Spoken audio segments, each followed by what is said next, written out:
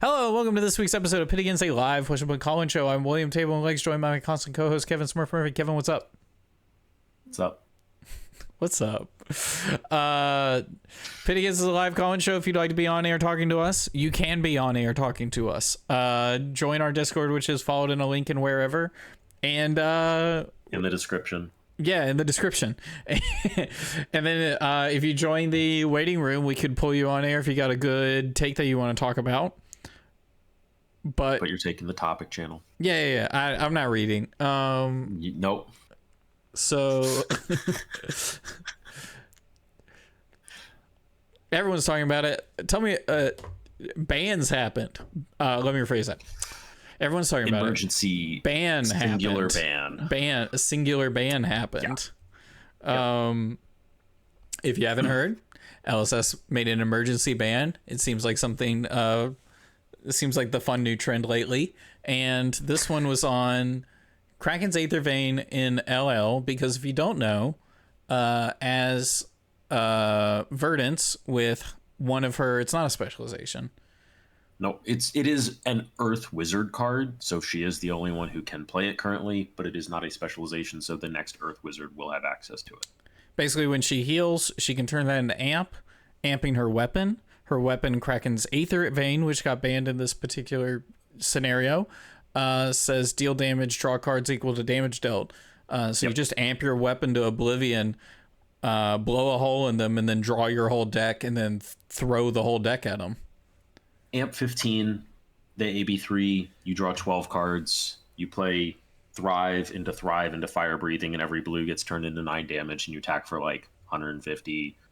Or you just play like Double Tree into Spell for like 9 into Snapback.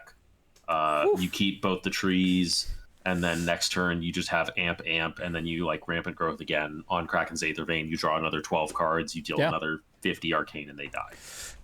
I also saw a cheeky game, I think it was between two friends, where like they did 15 damage or whatever and drew 15 cards, and they passed their turn because they drew up to their intellect, which was greater than that's 4. Also like that is part of it, is like you can actually just pass on that hand and be like, I have 15 cards next turn, I'm going to do it again. It's so funny. I can draw another 12 cards by it's only so pitching absurd. like 3 cards. So holy frick. Oh man. It was silly, it was degenerate, it was the thing that like it was pretty face up, because it's something that we'd always like we'd always talked about this with Kraken's Aether Vein. It's like it's worded to imply that there is a way to increase the damage of arcane weapons. Yeah. It is worded specifically for that, and we're like, okay. And on release, it's going to happen at some point. Ooh. So everyone was like, how do we do it? How do we do it? Where are we going to get it? Well, it's like we saw Amp come out with Kindle, and we're like, okay, it's only Amp 1. That's it. That's fine. And then we see like the card that like we were actually looking for is the common from this set, Exploding Aether. Amp 3 go again. Yeah. That was what like people thought the ceiling would be. Where it's like Amp 3, they AB3, you still draw a card, you like went like +1 card on them or something like that, and it was fine. But then we saw Rampant Growth, and you get Amp X, and that's dumb. That's crazy. When there's an issue. Yes. Amp X was the issue. It was legitimately degenerate, and everyone knew it. Milwaukee, the PQ Plus, was LL format. They went from 116 players on Saturday at the CC Battle Hardened to 20 for the LL PQ Plus. Whew. The normal drop-off between the Saturday and Sunday for Battle Harden's PQ Pluses is going from about 120 to about 60 is the standard. Yeah. So a third of the normal people showed up for this. Holy frick. That's how little I know. Only a third of them had a Verdance deck. No, only 2 people showed up with Verdance, because people didn't want to play Verdance either. One, people don't want to play that. 2, people didn't get the cards yet. Oh, true. LL is still, everyone's just playing the deck they want to. Yeah. You're not going to drop your Prism deck or your Icelander deck for Verdance, because you're not playing LL to play Verdance. But like I know on Flesh and Pod, Logan talked about he played 3 games of LL on Talishar. All 3 were against Verdance. And after playing the 3rd game, he went and modified his hotel reservation to be 1 day less because he wasn't playing Wow. God dang. That is how degenerate it truly was. And I'm willing to bet a lot of people did that. I'm assuming the mirror is bad too, right? I mean, the mirror is just like unplayable. Yeah. First person to get it wins. It's not unplayable. It's literally solitaire. Yeah. Like it's the most uninteractive matchup the game has probably. So they just got rid of it, which means Verdance can still do her thing with Amp X. It's probably not good enough in. And everyone else can do their thing again. Yeah, and everyone else gets to play the game. Gets to play the game. I'm okay with it. I'm pleasantly surprised how fast they did it. Mm-hmm. But it's just kind of like they knew, and they saw that everyone was doing it already and talking about it, and they're like, all right, nobody like got to be cheeky with it and be the first and bring it out at this PQ plus and then run it over. No, everyone knew, and nobody wanted to be a part of it. Yeah. It was kind of like very few people did. It was kind of like Stubby's FI is what it kind of reminded me of, where it's like everyone was like, I know the deck's real, like that has to be real. And it was really good. And then Stubby's got a ban shortly after. Yeah, it got like a month. Something like that. It got, I think, more than Verdance, right? Obviously. Yes. Oh, yeah. It got like a whole RTN season. Oh, wow. Oh, frick. I'm pretty sure. And also, I assume it's definitely not as bad as Verdance.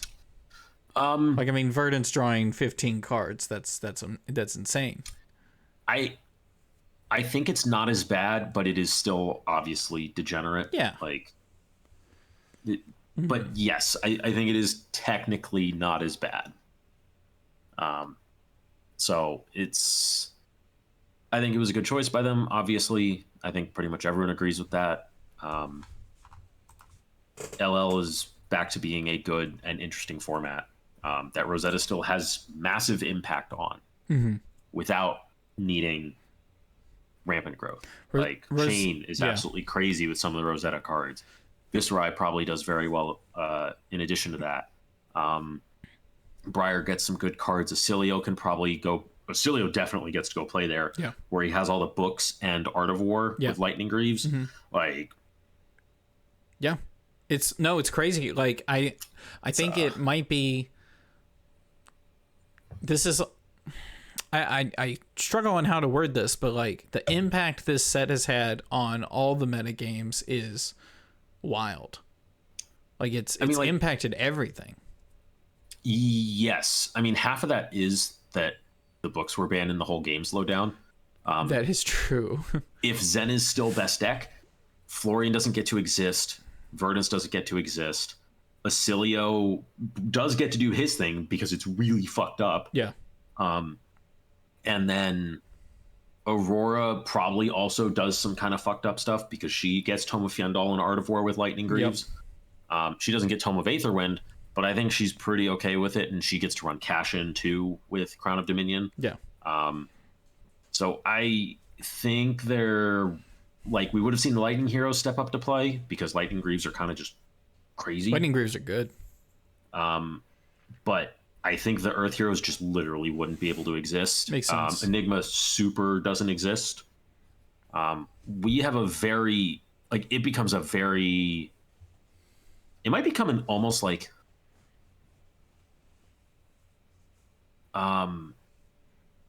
like an accelerated, not accelerated, but like you take last meta where it was Zen and new targeting Zen and then like everything else just trying to kind of hang on. It becomes like an accentuated version of that where you just have like 3 hyper aggro decks and then new and Azuri are like trying to hold them down and probably can't. Or at least not all 3 of them. Right? No. Like, it might be like better I think this others. Meta, the bans that they put in place before Rosetta came out were crucial to this meta looking as good as it does now. And it still doesn't look like the best meta. It's not a bad meta. Yeah, I don't think it needs to be the best meta. I think it just doesn't need to be a bad meta. Yes. which all this ban talk is also leading into the future of Flesh and Blood. There was a video put out by LSS. It was a little dev talk between Brian and Mr. White, and they were talking about the bans as a whole, and they were talking about this and that, and they didn't bring up CYB, but they did bring up one card that does draw cards, though it doesn't have a picture of a book on it. High Octane? You're cheating on action points instead of cards? So, I mean, I was a little surprised to see this, to have this card brought up. It's very crucial to both Max and OG Dash for their for them to be threats. They really want those cards if they're being aggressive decks or like Nitro Mech combo decks. So I'll rephrase. I wasn't surprised that it was under consideration, and I was pleasantly I was kind of a little bit relieved that they did leave it, because they see that Max needs it right now. You can't, there's no replacement for it. There just isn't. OG Dash needs it. I wouldn't be surprised if we saw it banned after there's a pseudo replacement for Max and OG Dash is LL. The issue with High Octane, of course, as many people are aware by now, is Dio. Cerebellum Processor is kind of fucked up when you have a bunch of extra action points for free. Is the internet in more of a abstract sort of way, a location that stores manually inputted information, kind of like a more traditional historical hardback book? Huh? Cerebellum's a book? Oh, okay. Maybe? I don't know. A stretch? Yeah. It draws multiple cards. It does. So High Octane combined with not all multiple at once, processors is processor just says you get to draw an extra card per turn if you have the action point to do so. High Octane lets you cheat action points extremely easily just by doing what your deck already does, and it just replaces itself when you play it. If High Octane didn't have draw a card on it, it's significantly weaker and probably is just okay to stay for much longer. The fact that it just draws a card to replace itself is might be a tad much, but OG Dash kind of needed it. Yeah. You end up with just kind of, it's something that they talked about where it's offensive overlap is what the term they're using, but it's really just uninteractable spikes that just can't be dealt with. Because it's interesting because you look at the cards that have been banned in the past, and one of the first ones was Awakening, which let you cheat on resources absolutely in absolutely insane ways, as well as card draw, because it just tutored the card out of your deck as in addition to the resource cheat for it. All the books are resource cheating in their own way. They're not action point cheating. We're actually seeing a great example here of Chain. It has won the last 3 gold foil commoner events, or last 2 since Rosetta's come out. And Chain was not super top tier in commoner. Yeah. He was fine, but now he just gets to RuneGate for free. True. All the time. True. And it turns out when you cheat resources as well as RuneGate does, which it's kind of fucked up how many resources you cheat with RuneGate, by the way. That's just really good. Yeah. You're 2-card 9ing. That's really good. Oh, with Go Again, by the way, because Chain just gives it Go Again, which means he's cheating action points. Yes. Chain naturally cheats the action points and the card draw. Yeah. Chain was messed up. Yeah. But then it's we see Art of War getting banned, and it's also cheating action points because it's an instant. And then can also give Go Again, which was frequently used in, let me check, Chain. True. For more action points. Yeah. But it's High Octane does kind of cheat one of the mechanics, lets you cheat one of the mechanics of the game, which is action points. And action points just got to be a super premium in Dio. And now she gets them for free.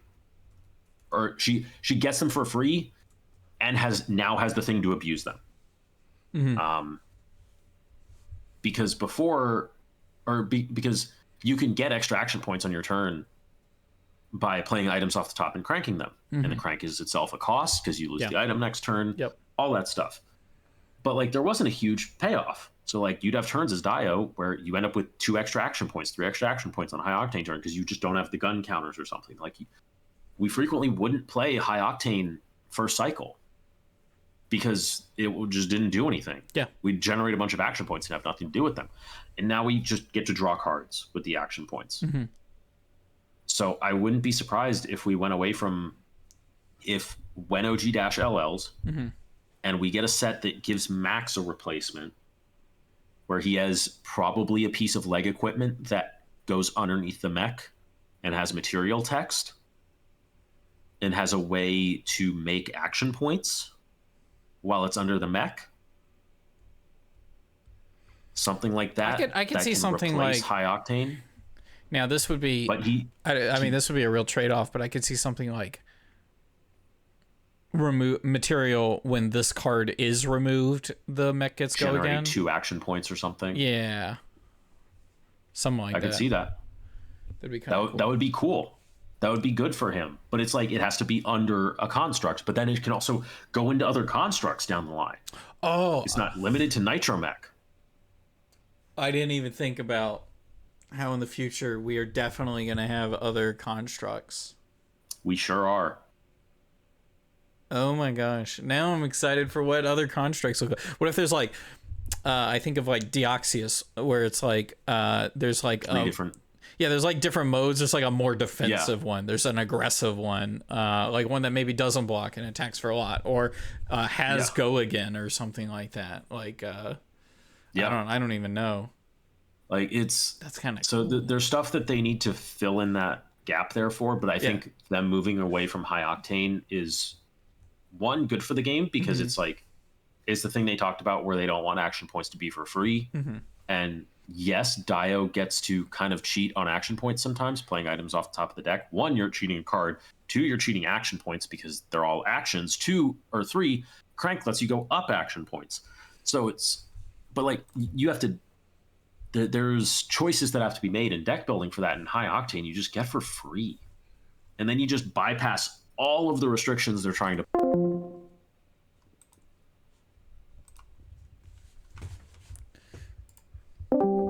Frick! I cut us off. All right, go ahead. Frick! No, I clicked a button. All right, there we go. Frick! No, I have Discord pulled up on 2 computers, and so I misclicked and clicked on air again, but on the other computer, which isn't streaming and doesn't have my headset. So it glitched for a second, but let me pop this up. Boom, there we go. Great. Congratulations, or I'm sorry, whichever is more applicable. While we're taking this little break from the conversation that I'm probably going to edit out, is Louis Jinchuika? Is that Louis? And if so, what's his take? Luis. But yeah, I wouldn't be surprised to see high octane banned at some point. Yeah. Because it's just it's a no restriction cheat action points, and we now have a great way to abuse the extra action points beyond like pay 1 for 2 damage, which was like not like that was fine for Dio and Max. They're okay with that. Max has to get the mech out to do it, and high octane is actually a really bad card for Max until he has the mech out. Yeah. So like they had costs to it, and they had setup they had to do, and Dio's now just like I'm gonna spark of genius for this thing, and I'm gonna have another one that I found, and then I'm gonna draw 2 extra cards, and I'm gonna hit you with 6 cards this turn. Holy! And then I'm gonna shoot you 4 times. Frick! Oh, by the way, there's a max fee in here. So Dio's gonna be a bit of a problem. I feel like I'm an old man or a loser, whatever the term is for this, because I feel like I do this a lot in Flesh of Blood, where I'm like, I think that's a problem, or I think that's really good, and then consensus says it's not until it is. Like I was the guy when Michael Hamilton won an event on Oldham, I was like, that guy's gonna win Worlds, and then he won Worlds. But when I saw High Octane, I said this card was broken. This card's mad broken. And then I wasn't hearing anything about Dash winning any kind of event at around the time I was learning all this, other than Tree Frog Dash. And I was like, oh, I guess it's not that broken. Oh, Guardians were really good. They were stopping.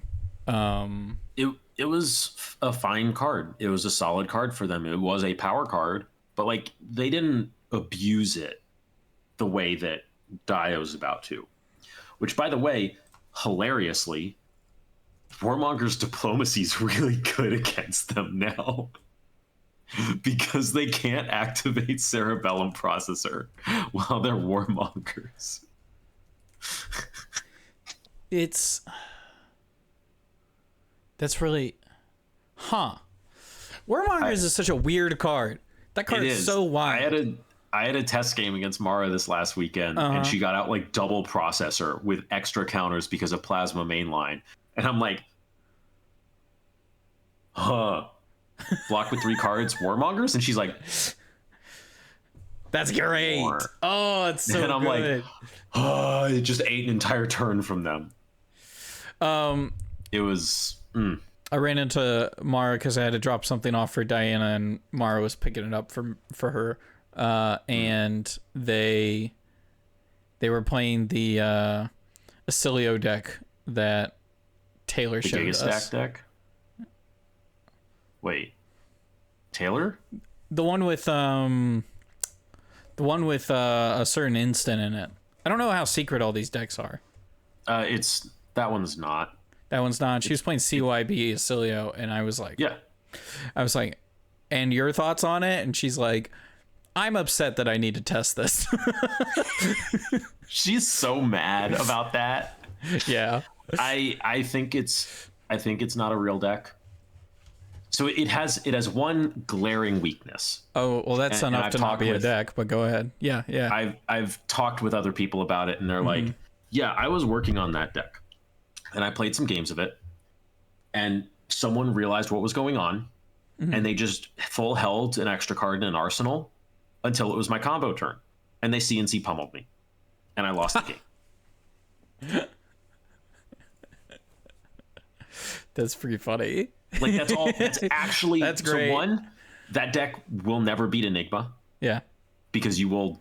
I'm pretty sure you won't beat Enigma. You just literally will die before. Yeah. You get to your stuff, because you're actually presenting 0 damage until you get to combo. Your combo does like 130, which is pretty dope. But you're never clearing an Enigma board, so you just kind of die. Yeah, because they're like, I'll hold these 3 blues and swing for 20. Yeah, their compounding value engine of building up ward is it's not it's never an immediate problem most of the time for any deck that's like attacking your board, but like if you do nothing, it just turns into insanity. Yep. All right, I don't think it's a real deck, but it is something that people are trying. Yeah.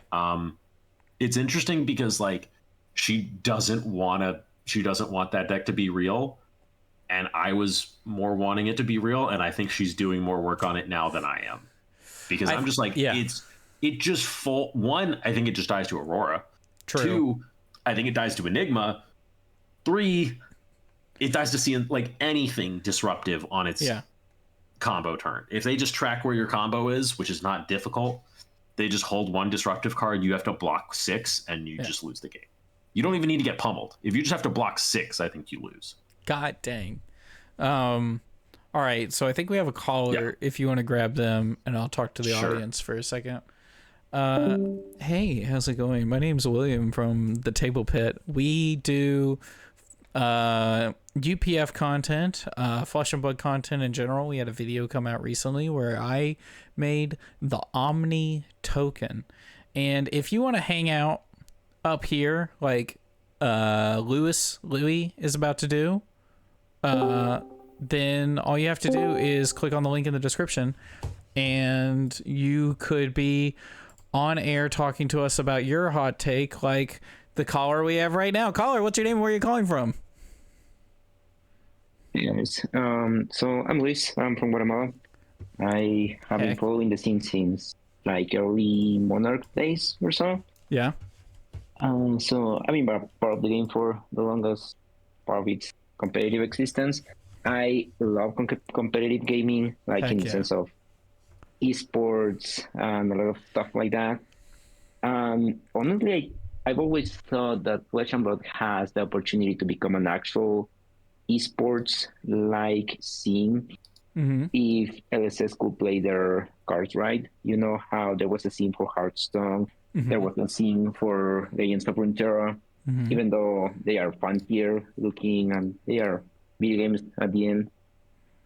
But the thing is that as of late, I noticed that because we have so many events, LSNs seem to not be doing a great job at covering when the next events are happening, which events are being streamed, where, more important than anything, which results and the story behind the people getting those results are. So, for example, I don't know if you know this guy, Andrea Mengucci. He's literally biggest competitive MTG streamer, like arguably one of the biggest ones. He was making a lot of noise about playing or calling Leon. He was making a lot of noise on his social networks about getting stuff from LSS and so on and so forth. And I made this tweet about his incursion into Flesh and Blood could be potentially as big as or in the same area of the professor, just because Andrea Mengucci moves competitive people around. Like he is one of the biggest community members in the competitive scene of Magic. And it's funny because if you actually take a look at his recent history, he hasn't won that much as of late in terms of Pro Tours and high-level events on MTG. But he moves people around with his power rankings, with his coverage of the scene, and you know a lot of what's the current state of competitive MTG thanks to him. And he was on the live broadcast during the first game, but unless you were there watching the stream, you didn't know. Like there wasn't, or at least there were not like very good publicity around the stuff. Same thing with Simon Nielsen, last MTG Player of the Year from 2023. He also played at Colin Leon. He lost on day one. He sideboarded into, I think it was Battle Harden or so on Rosetta Draft, and won the whole event afterwards. Yeah. Yep. But unless you were really paying attention, you wouldn't know. Now Flesh and Blood has this Play FABTCG Twitter handle where they are just publishing upcoming events. But I don't think they are doing a very good job at making the coverage of the players and the coverage of the stories. If you take a look at League of Legends, I don't know if you've seen the League of Legends competitive scene. Yep. It is arguably one of the biggest ones in the world. Yeah. They started almost out of nowhere with big personalities in NA, which is currently one of the worst regions in the world. True. But the guys on the teams had such a good personality that you watch their games just for them to trash talk at each other. Yeah. And you know how Matthew Fox, after winning Pro Tour Lille, was very open about his deck being broken and was trash talking people and so on and so forth. And he was such a really good dude for being like the villain of Western Blood and stuff like that. Yeah. The heel. Yeah. But again, I think there is a lot more they could be doing on that regard, because those stories are the stories that actually drive people to the game. For now, it seems like Brody Spurlock was the flagship on this, and they were really trying to hype him up. But in terms of actual tournament results, there is still no place on the FABTCG website to take a look at that, other than waiting for the deck list to eventually be published 10 days afterward, after the event has happened, and there is not like coverage besides the Pro Tours and the World, which has been nice. But in terms of news, in terms of following the people and following the events live while they're happening, I think it is not a very good look for the however they are managing that side of the publicity. Just because ideally, if Congo Leon is happening and Andrea Mengucci is playing on the stream, you want to know about it. No, that's a good point. I'm gonna stop you there just real quick, because I don't know how much Kevin has to talk about this, but I've been taking notes. I got some things I wanted to say about it. Is there anything you wanted to go over first, Kevin?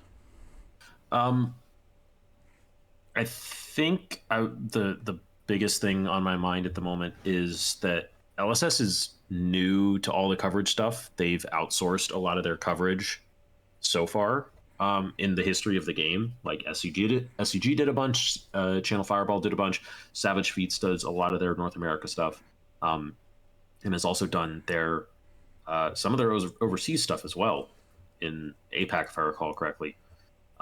So they're still, like, LSS is still figuring this out, and could they be doing more? Sure.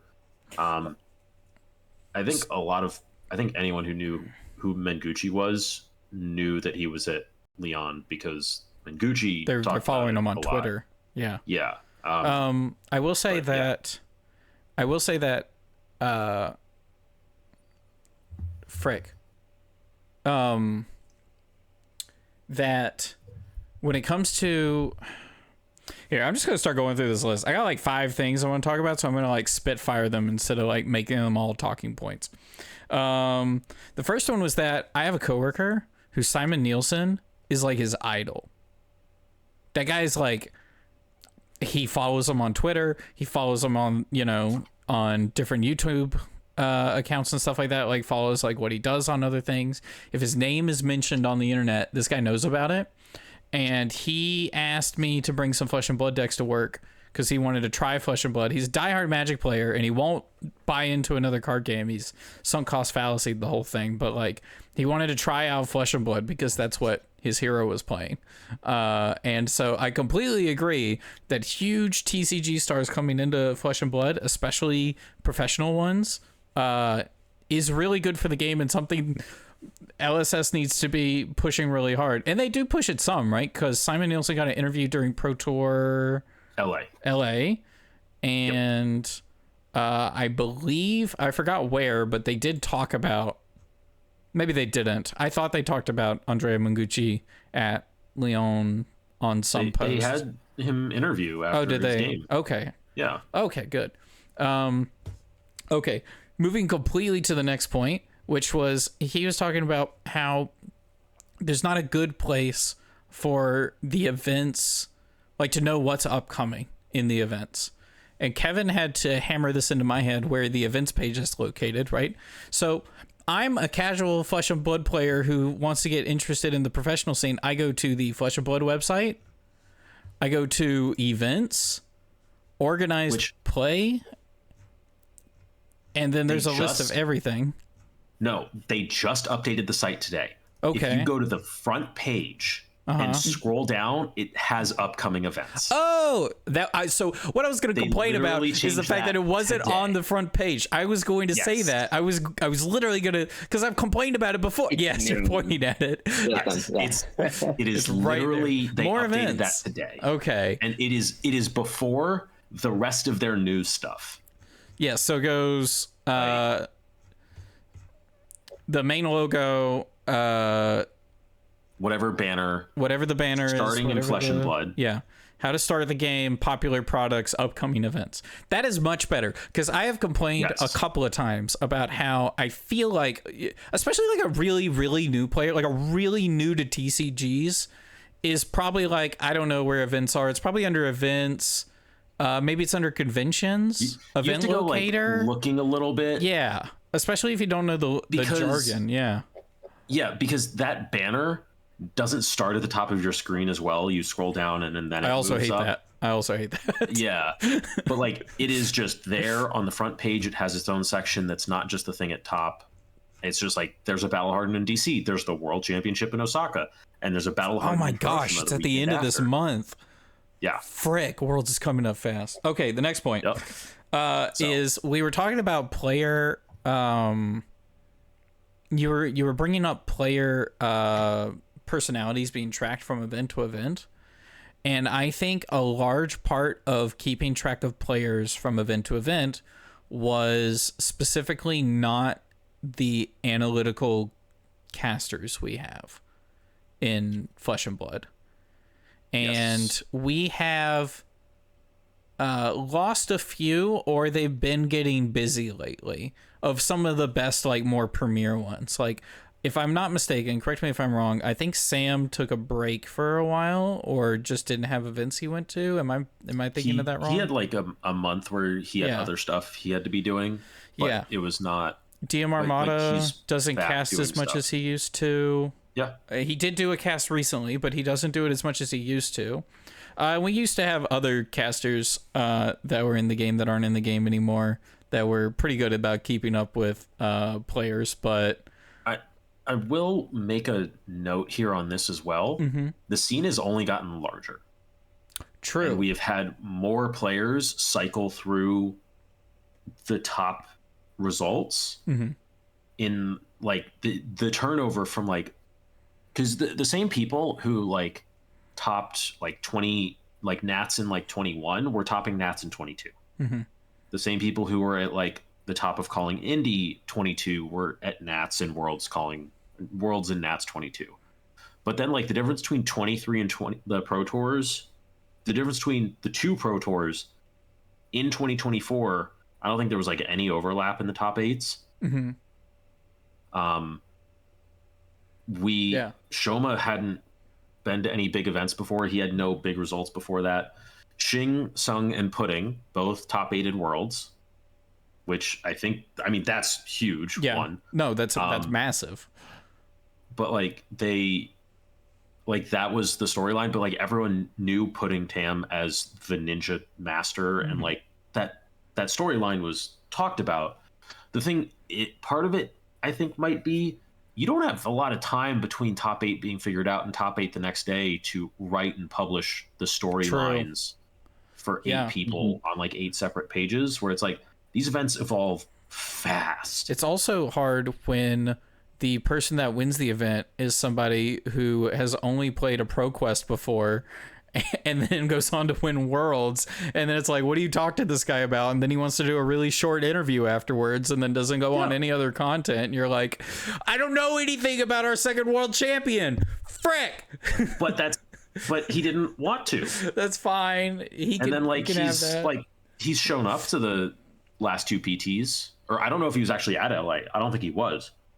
But, like, he was at Amsterdam, but he wasn't, like, at top tables.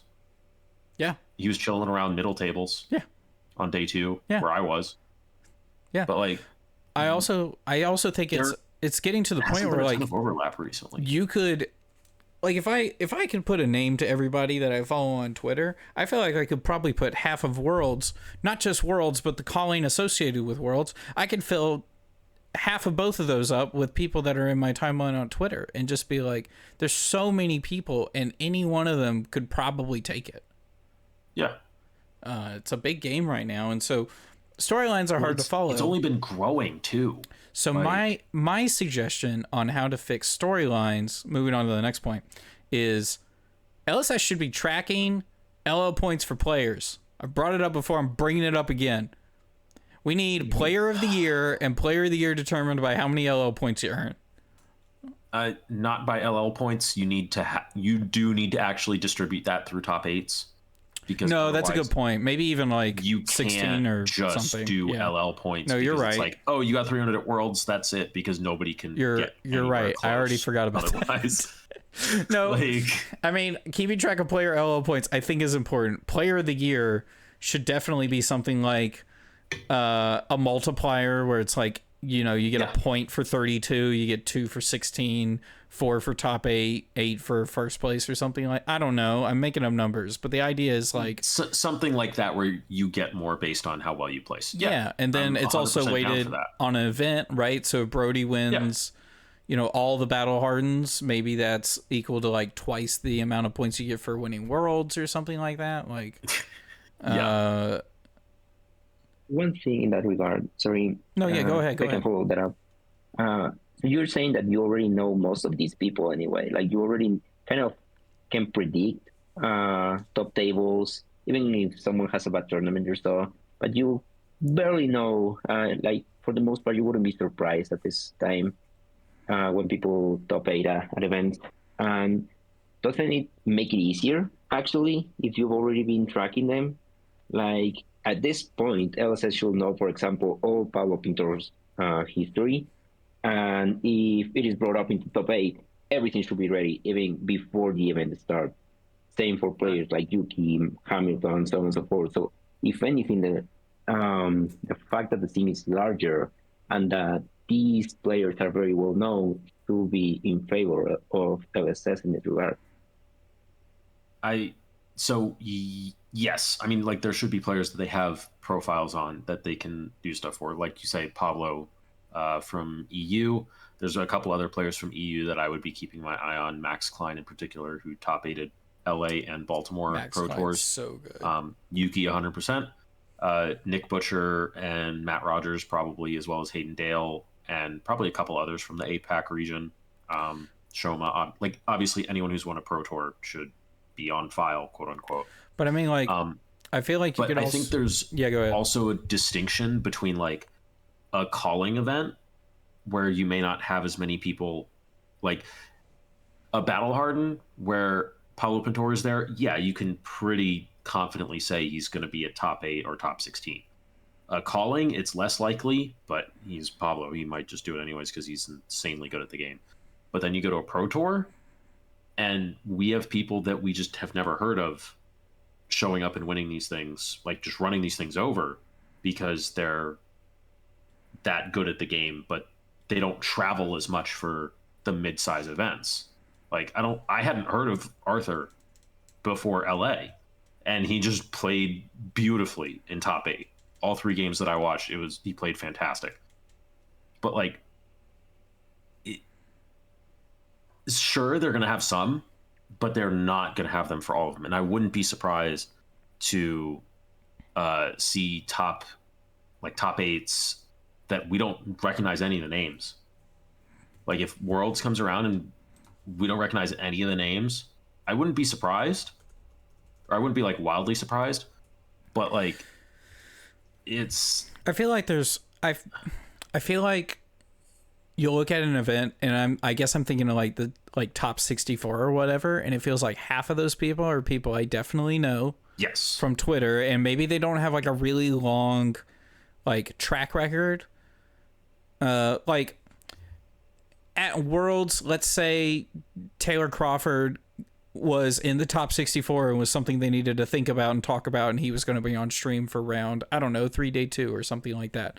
And there's some stuff that you can bring up about him, events and stuff, but you can have a little resume, but it's not like it's nothing super huge. expansive. It's also, you don't have a top 64 after day 1. Yeah, you have half the field left still. Yeah, like this is my other like kind of the other issue that they have to deal with or contend with is these events evolve insanely quickly, where you drop probably about 60% of players out of the event at the end of day 1. Yep. Because people drop at 4-3 and don't play. Some of your players are out at 1-2 at the beginning of day 1. Mm-hmm. And they're just gone. And then at the last 2 rounds, you pare down to like from 32 to 16 and 16 to 8. And but that 8 is not like super cut and dry yet when you're looking at it for the last round. You can't tell 100% like who's in or out in the last round. I think you do make a good point that especially day 2 is really hard because trying to track which storylines are the important ones. Like, especially, it's the worst when it's like somebody, I can't remember which Pro Tour it was. Maybe it was Pro Tour 3 where they were following somebody. Ian Zhang. Was that it? Was that it where they followed him and then he got 9th or something like that? Yeah.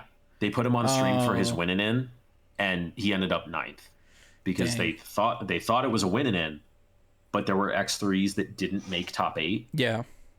And like Day 2 is really hard to do storylines for. It is. But then it's like as soon as you get to top 8, it's like suddenly none of the other you don't have time for the other storylines. You don't have time for 9th, you don't have time for 17th, you don't have time for 33rd. But you're done. I do think they're done. I do think that what they do with those storylines post to the event is they write an article about it, post it, tweet it. I feel like there could be more. They LSS needs a bigger staff if that's what is going to happen. They don't have the people at the events to do that. Yeah. At Baltimore, they had one person doing that. Yeah. Doing the whole recap. Like the whole recap was one person. That was Alex, wasn't it? I don't know if it was Alex. I thought it was. Maybe. I thought he was doing something else, but he might have been. Which also, to talk about Alex, he just did his first where he was running the stream in New Zealand earlier this year. And it was the first time that like he was running the ship for their coverage. Queenstown? I think, no, maybe. I thought it was something else. But maybe it may have been Queenstown. But like, to go back to a previous topic about LSS and their coverage and the quality of their coverage, they're still getting their coverage down because the guy who's like supposed to be in charge of like the content did his first one this year, right? Yep. And so there's a lot of learning that's got to happen. The last point I wanted to bring up that I find as a little bit of a pet peeve, and maybe other people can, there are big flesh and blood events not in the upcoming events tab. Yep. Because they're not sponsored by LSS. Or how would you word it? I'm thinking Min-Max Games or nope. Realm Circuit? Min-Max is. Oh, is? Okay. Yeah, they had Battle Hard in Milwaukee up there, right? Who am I thinking of? Arcane Games and Events. Arcane Games, yes. Does not have their circuit there. Realm does not have their circuit there. True. And any that go on at DreamHacks. True. Yes. Okay. DreamHack events have had PQ pluses on both Saturday and Sundays recently, and those are never on the FAB site. And I agree. That's a big fuck up. I understand LSS is not the one like running it, but that is 100% a mistake. I agree. But I think this is a lot of this stuff is LSS is not big enough yet. They need more people to manage the site and run the site and make content for the site and keep up with this stuff. And then more people on their OP circuit to like middleman between DreamHack and AGE and Realm and get the events up there. I think a large part of what LSS is still trying to do, even at year 5, is cement themselves as a lifelong TCG for new players to get into. Like they're still more focused on a new player experience than they are catering content wise, which I know the entire competitive scene is an ad for the game. Yes and no, but and so it, for an extent, the competitive scene is for new players as an advertising to get them into the game, but yeah, they just haven't put the resources quite into everything we'd expect out of them by now, I guess. I think also a lot of this is I keep having these expectations of LSS as if they're Magic the Gathering in their prime, and then like I'll go back and like watch an old Magic Pro Tour and be like, holy frick, they got one of those little like cranes with a guy sitting in it and a camera, and he like cranes himself into the shot, and it's like, holy frick, some like high quality movie level stuff. Need some of that in LSS. It's actually, I'm sorry, if I can go ahead. Oh, go talk ahead. about it. Even these days, not even Wizards of the Coast make a good job out of it. Like, their coverage has been nice for Pro Tours and everything, but there are a lot of very, very big events like the European Championship. They haven't been following up officially with like 1,000-player events or so that at this point are run by the community. So again, it's not even Wizards doing a good job with Magic. It's totally understandable that LSS doesn't have the resources for doing a lot of these things. It's just that by this point, as you mentioned, the competitive scene is an add for the game.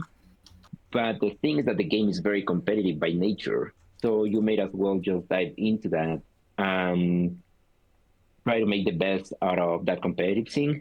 Just because, honestly, the people who like Flesh and Blood and really engage into that will be like people getting addicted to playing ranked games in League of Legends. Like, they just want to win. They just want to improve and get better. Even if they don't win, that kind of people that will always get into ranked and lose and everything, but they will still get the next day just because in the example of League of Legends, it really thrives with the competitiveness of the people.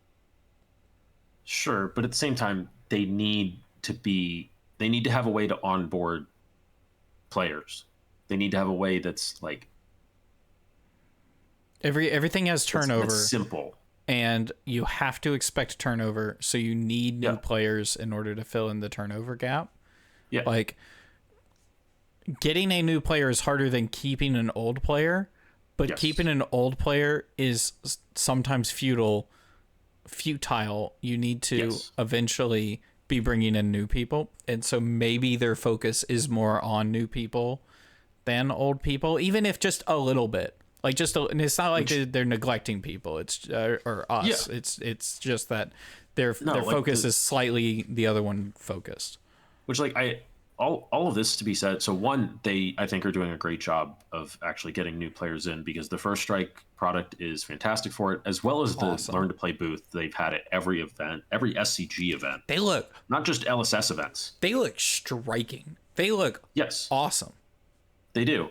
But, like, at the same time, all of this being said, the competitive scene and, like, the quality of the coverage and content around it has been improving slowly this whole time, I think. Yeah. It hasn't been, like, accelerating, ramping up because the scene is exploding, but it has been improving very steadily, I think.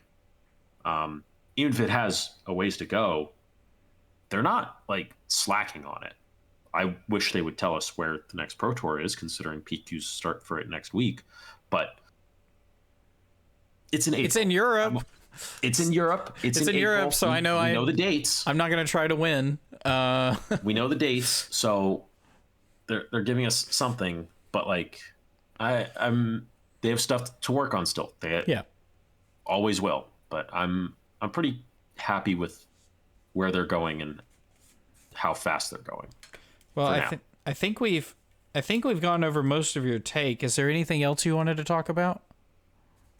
Yes, well, just one more thing. This is not a kind of hot take, but they 100% should a time limit to top 8 in large events. 100%. Just because those players are already playing with different rules than most of the people, because they are playing with open deck lists. So that's already a different take on how to play the game.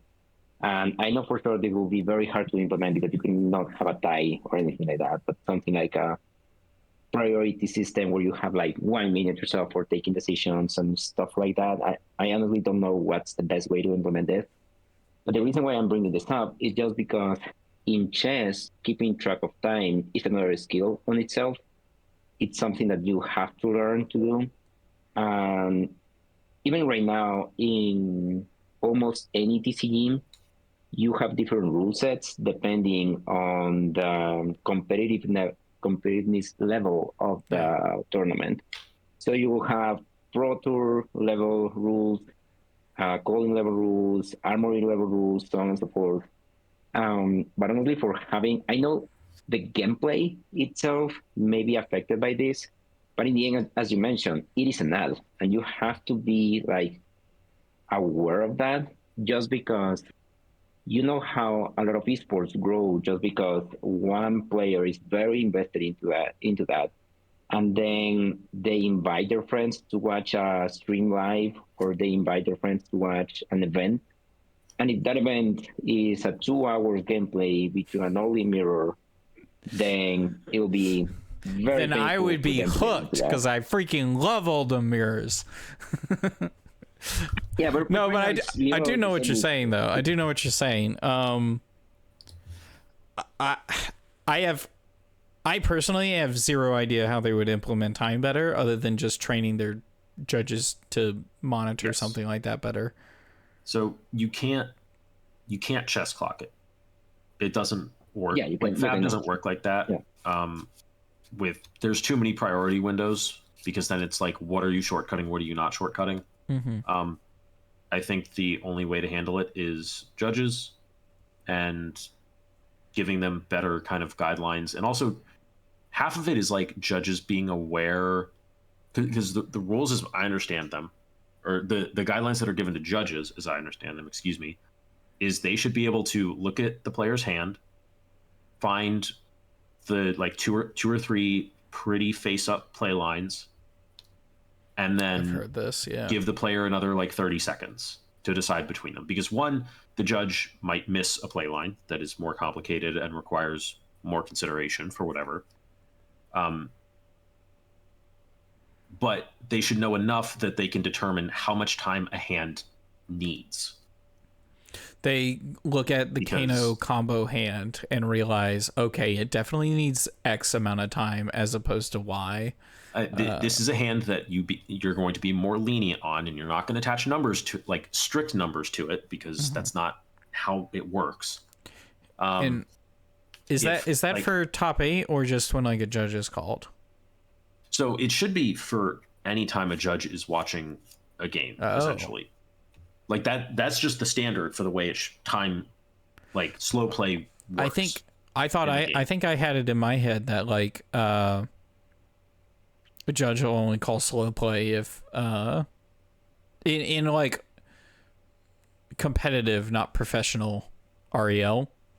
Yeah. That they would ask a player to hurry up only if the other player said something. No, there's no requirement for the player to. Oh wow! Say I didn't know that. That's when it will most likely happen, because you don't have a judge watching every game. I think it'd be awkward if you were looking at your hand and then a judge says something. Hey, you need to make a move. Oh frick! Sure, yeah. I don't know. Yeah, I feel like that would be weird. There is a note in here that like there are different levels of rules. It doesn't change the time mechanics between casual, competitive, and professional rules enforcement level REL, but the rules don't change, but the expectations do. Yes, the expectations of the players do change, which then like time constraints will change. Like we very frequently have armory games that go beyond time, and everyone's like, "I want to play this out. I don't want to play the end of this game out." We also like may or may not have ones wrapped up because someone's like, "Hey, I need to leave. Can we move to the next round?" Yeah. But I think but sorry, go ahead. Go ahead. No. Yeah, but the thing is that sometimes you see in a lot of these matches is that I know these are $50, $100 decisions you are making sometimes, whether about blocking or not, and snatch, for example. But there is honestly only one decision you could do about it. And as far as the complexity of your hand and everything, like I remember, and I timed it out with some of these events where you had like 5 minutes of thinking between whether to block or not one thing. So at a certain point, the judge has to come in and say, you have to take a decision in the next 30 seconds or so. I don't know how will that work, of course, because you cannot create strict limits, but there must be a point where it needs, guys, we need to move on with this. Yeah, 100%. I'm not disagreeing with that. I've seen people take 10 minutes for decisions in top 8 games, and that's not okay. It's really not. I mean, people have been complaining about this forever. I remember hearing, like, way back when I first started playing, they're like, I'm playing Oldham. I'm swinging a frozen hammer every single turn. You know what I'm going to do. You can't look at my Frosty 4 and think, wow, what a complex, interesting decision I have that I didn't see coming, because you knew it was happening. It happens every turn. You need to you need to draw your hand looking at it thinking, I'm going to be down 1 resource. What do I do? This has been a problem. I don't think there's a good solution with clocks.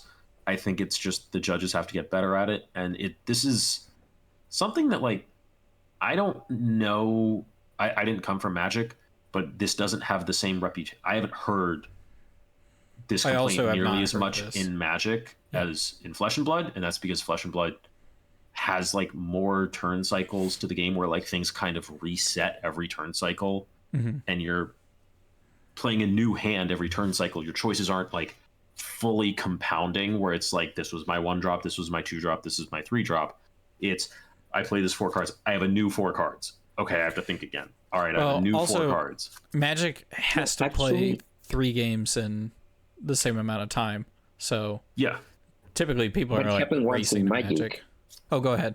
The thing with Magic is that we had this deck called Eggs in Modern, which was focusing only on basically getting your opponent tired and getting your opponent to surrender, that rather than winning. Egg. It was the worst Pro Tour ever, and they literally banned the deck afterwards just because it was painful to watch.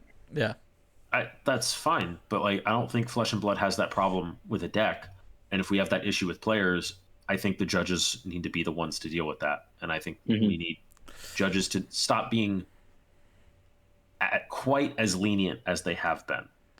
Which just takes more training. It takes more teaching. It takes training and practice. And judges' system's only a few years old. They're working on it. LSS is still a relatively young company, and the judging program is even younger. I'm willing to give them time to work on it. Real quick, LSS has also talked about, in that video that we talked about earlier, the dev talk, and I only want to talk about this for like a second, but they were like, Count Your Blessings is not a bad card. They weren't concerned about it, and most of the games that were being played with Count Your Blessings were over in 20 minutes. And so the games may feel long and grindy, but people are playing them at a fairly quick pace. I mean, when your turn is, it simplifies play your one, game play choices. one. You don't have complex decisions. One person's just like, how do I punch you as hard as I can? And the other person's like, play Count Your Blessings, play Count Your Blessings. The longest part of the turn is going through the graveyard and being like, I thought I had 1 more, and then you go through it again. Oh, yes, I did have 1 more. Okay, so it was. And people have started like separating them into another pile to keep it easily CYB is I think it's a non-issue. I think it's something you have to think about, but I think that's it's not part of the time problem. No, but someone's gonna think that. Someone's gonna listen to this and be like, yeah, but Count Your Bless. It's not a problem. No. It's not a problem. No, play a game out and count yourself. I think this is also something that, like, other people have talked about. I think Michael Fang in particular talked about at the end. Oldham mirrors were ending before FaB mirrors, before aggro mirrors, or Lexi mirrors. Excuse me. Okay, so because Oldham mirrors, a lot of decisions in Lexi mirrors. There's complex decisions in Lexi mirrors. Everything is face up in an Oldham mirror. You know exactly what is happening on the turn cycle when there's you a go lot into the Oldham mirror of small decisions in an Oldham mirror. There is a couple there's a less, and they're more impactful in the Lexi ones, so you have to actually think about them longer. They're more diverse choices because there's just like the massive array of on hits that Lexi has, and then you have to contend with multiple of them in a turn. Yeah. But then, like, the Oldham mirrors, Fang talks about, like, they got so fast at them, they were finishing before Lexi mirrors because it's just like you got into the rhythm and you went because you didn't have to think about it. And it's like, it's not. Players need to get better at the game, one, so that they make decisions faster.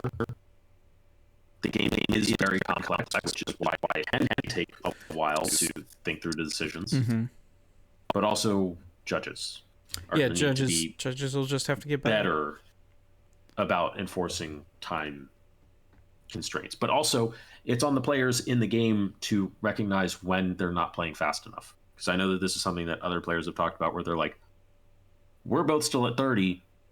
This matchup is not supposed to be a long, grindy matchup where suddenly the life totals are going to drop. We have 30 minutes left. We've spent 20 minutes to take 10 health each. We both need to pick up the pace.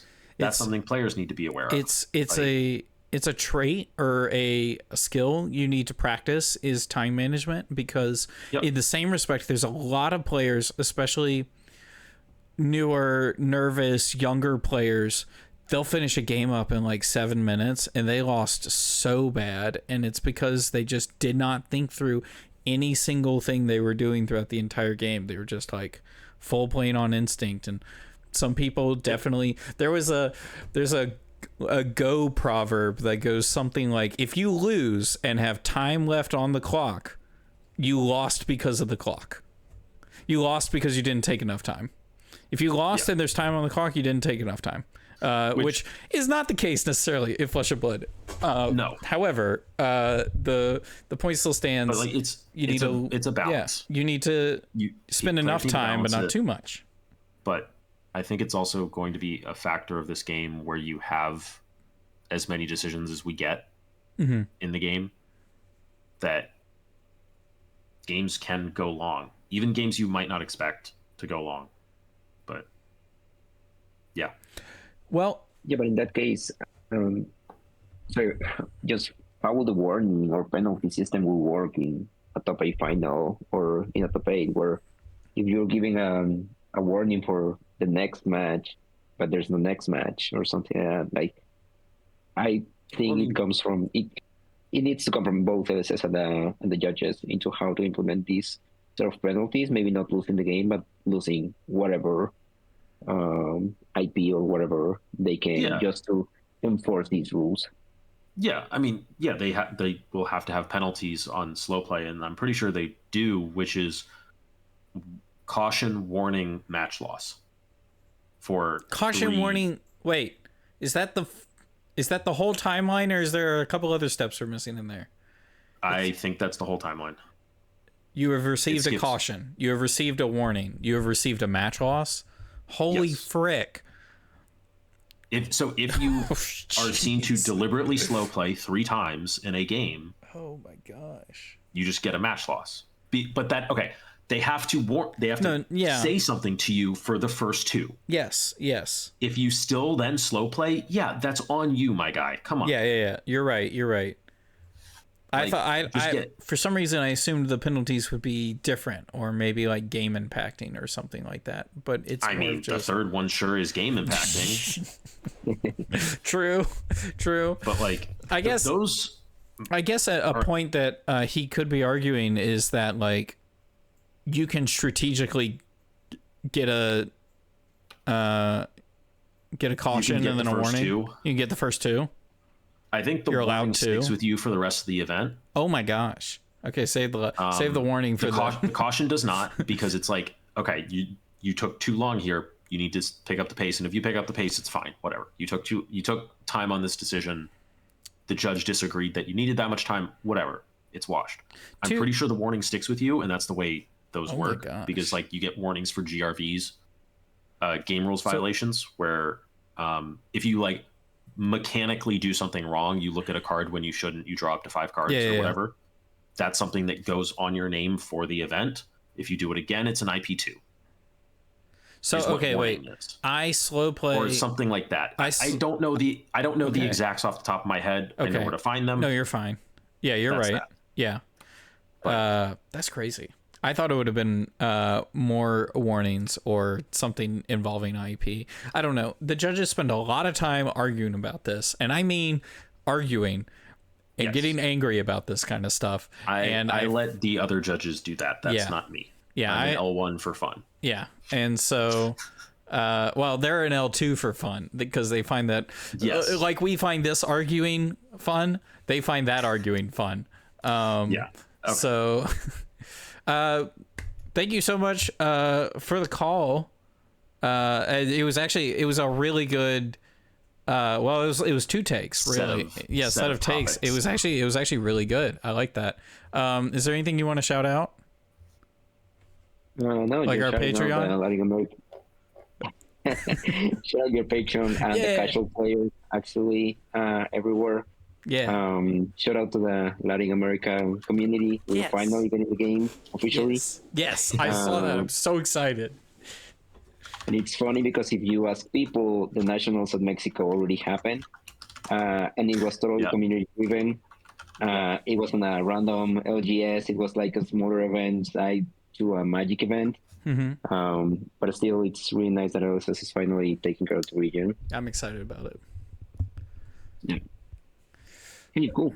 Yeah, no, it's really exciting. Well, thank you so much for the call. We'll catch you next time. Sure. See you. Heck yeah. Bye. In a world where Magic the Gathering is pulling back certain languages and they're not printing cards in those languages anymore, LSS is branching out to Brazil. Let's go. It's Brazil, right? Mexico. That's the country. Mexico? Do I not know which? What they just added. Okay, that's what they just. For some reason, I thought it was Brazil. We don't have Portuguese yet. No. We have Spanish, French, German, Italian, Japanese. We do not yet have Portuguese. I want Korean. Maybe soon. Maybe next year they add Korean and Portuguese. I feel like those two are probably on a very similar scale.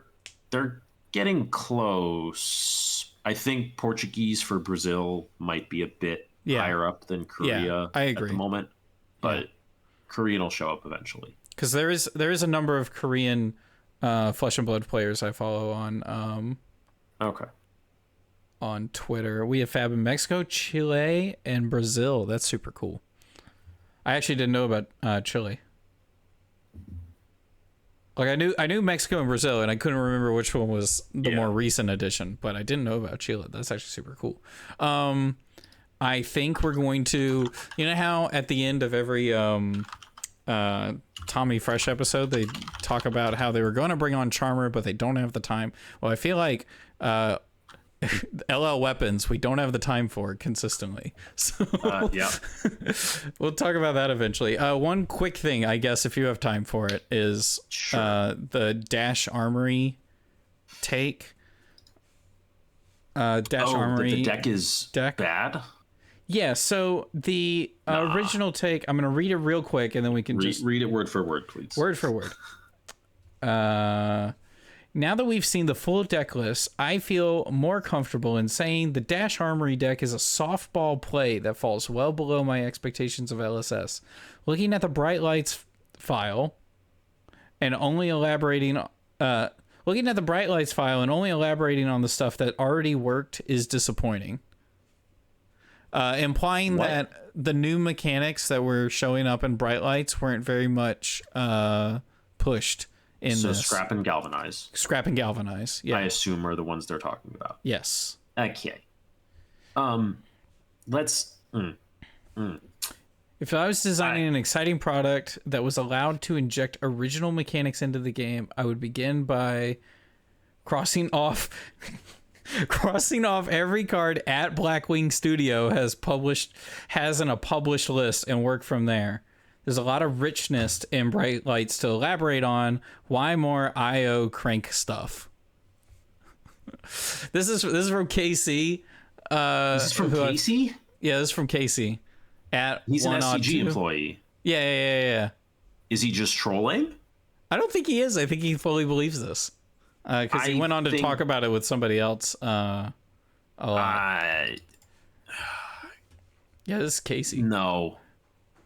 Man, that's not how... No, I don't... I understand what he... So let's remove the hyperbole of not including any card that's been in a list that was Mara has quite a published, hyperbole. because that's not how this works. One, because you can't have max V or 0 to 60 or throttle or zipper hit. If you want to get rid of those, you're just playing Teklevasen, and you don't need an armory deck for that. You need a full like set. Like, he's not an armory deck away from being viable. This, you know what? We talk about hot takes and wanting hot takes. This one's hot. This one's spicy. If you want to also make this about Max, then like you still have an issue of the vanilla boosts are the best cards in that deck, pretty much, except for Nitro Mech, which is not something covered in Bright Lights. Mm-hmm. And Max just isn't a good hero without Nitro Mech. He's not. Yeah. Like, as a deck that fits into the meta, it's not good enough without the Mech. I think the main thing he doesn't need. He's not missing Bright Lights. Yeah, like Bright Lights is not the thing to carry Max over. Max just happened to be in Bright Lights. I think the main thing is they probably start with a hero or like a gameplay loop that they really enjoy in the game. You know, sure. Bolton, KO, and now Dio, and then just like, okay, what does a good Dio armory deck look like? You know, and then they just kind of like build within those constraints, and so she's really focused, if on any of the mechanics, the crank mechanic. Yeah. And so you just dive into that a little bit more. Whereas if it was Teklevasen, then I think you do see more innovations in Galvanize, innovations in Scrap. You see Scrap. You don't Scrap see Galvanize. specifically. I think if they want to choose a hero to be Galvanize, it's going to be Max, because he makes hyperdrivers and then can sack them to Galvanize. That's but right. Oh, there that's aren't actually good enough things to do with that yet. It'd be cool if there was like a, I don't know, this is the Victor coming out of me. There was like a value Max deck where like he has defense reactions that galvanize, and then he has attacks that galvanize, and you just there are block cards that galvanize. Yeah. The problem is they're just bad. Yeah. What if they had a like Max Armory deck and they had good ones? Yeah, they could. Yeah.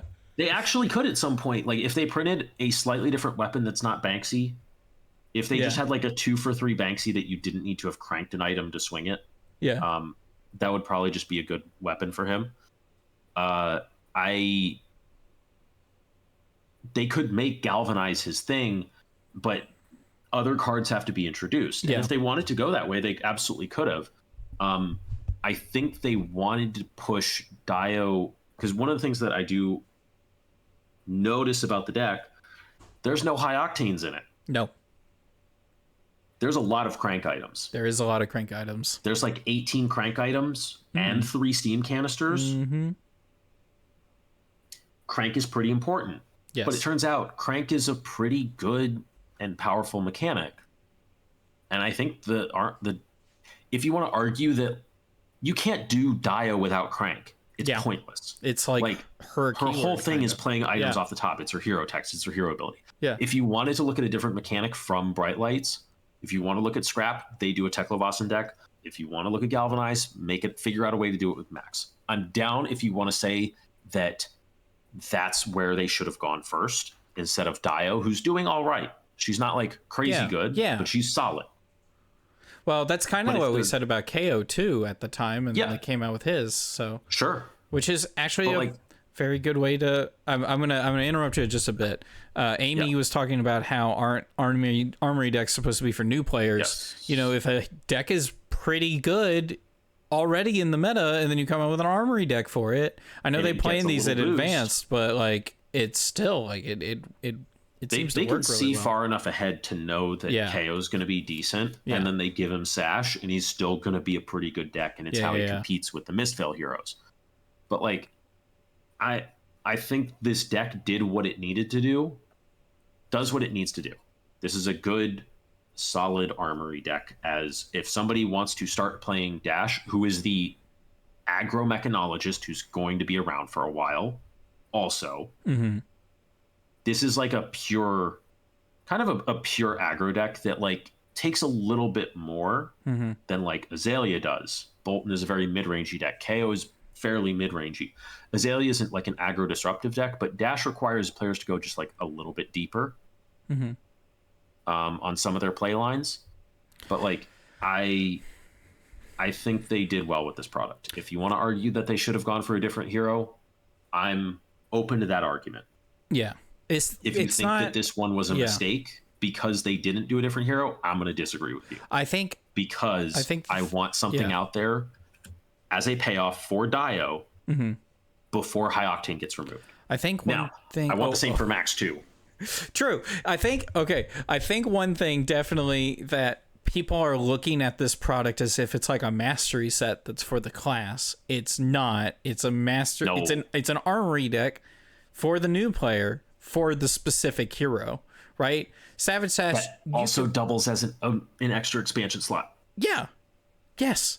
Like, it's not fully like a mastery set. You're not getting what you want out of. You're not getting Bright Lights 2. Yes. And Savage, Savage Sash is not always being played in Rhinar right now. Like, it's not being played in Rhinar at all. Yeah. Like, it's even if you add new stuff that the class can use, Rhinar could run it. It's still not the main way to play them. This is a thing for the particular hero. Yes. I will say, if they did Mech Masterclass or Master Set, that one, and they didn't like dedicate one of the mechanics to each of the heroes and really explore it more, I would have an issue with that. I agree. If we get Guardian Master Set and we don't have expansion of the Dynasty stuff with all the offhand block cards, if we don't get expansion I of do that and archetype, don't want that. I'm going to have an issue. I want more Crush cards.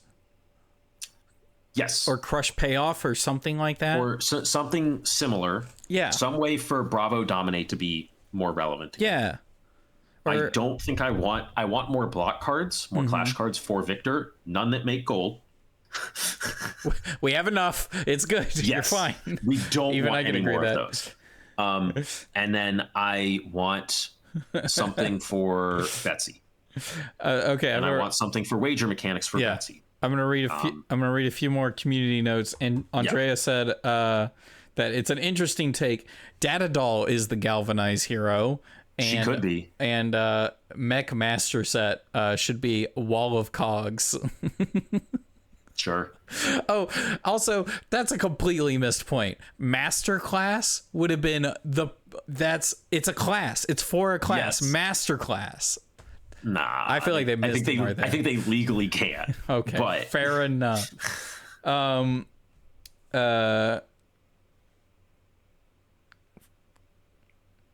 What was it?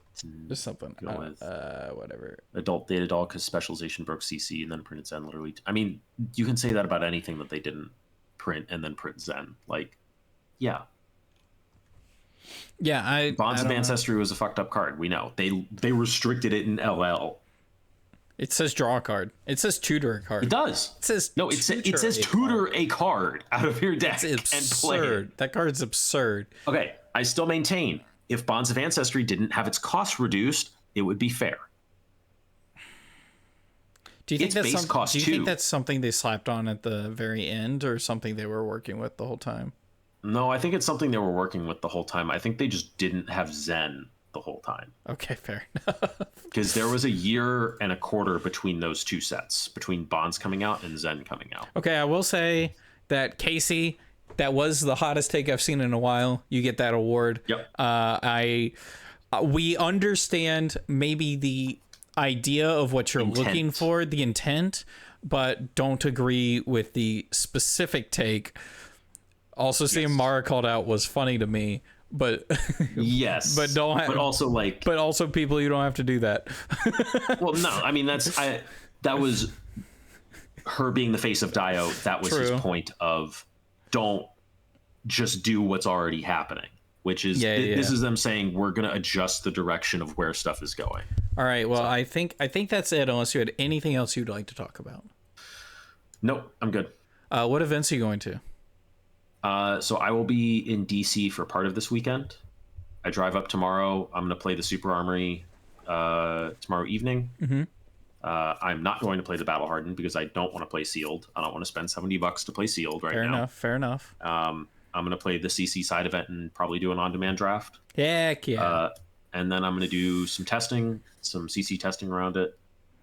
Sunday, I have a PQ back here. I'm not playing the PQ Plus in DC on Sunday because I want to come play the local PQs because I want to support LGSs, and also it might be a pretty soft PQ with other people going to DC.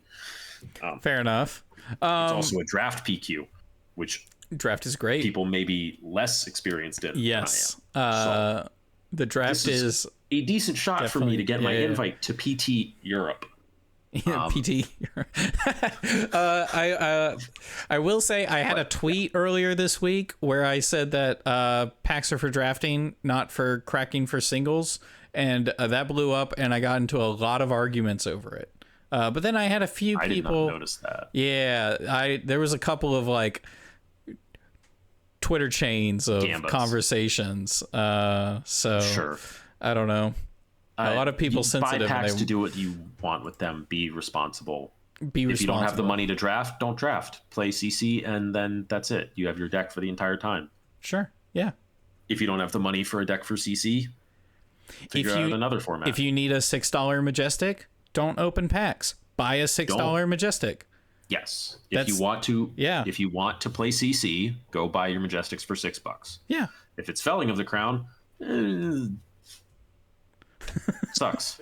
How much are they now? $25. Ooh.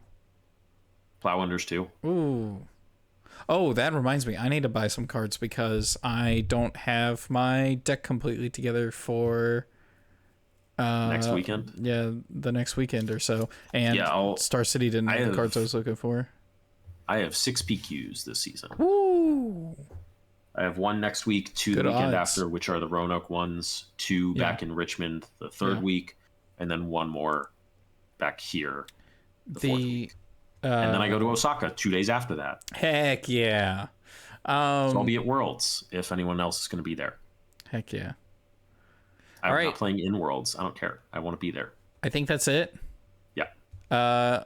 In the description of this video, we have a merch website where you can buy merch like what I'm not wearing right now. Or Kevin's wearing. I don't have any. So thank you so much for watching. Bye.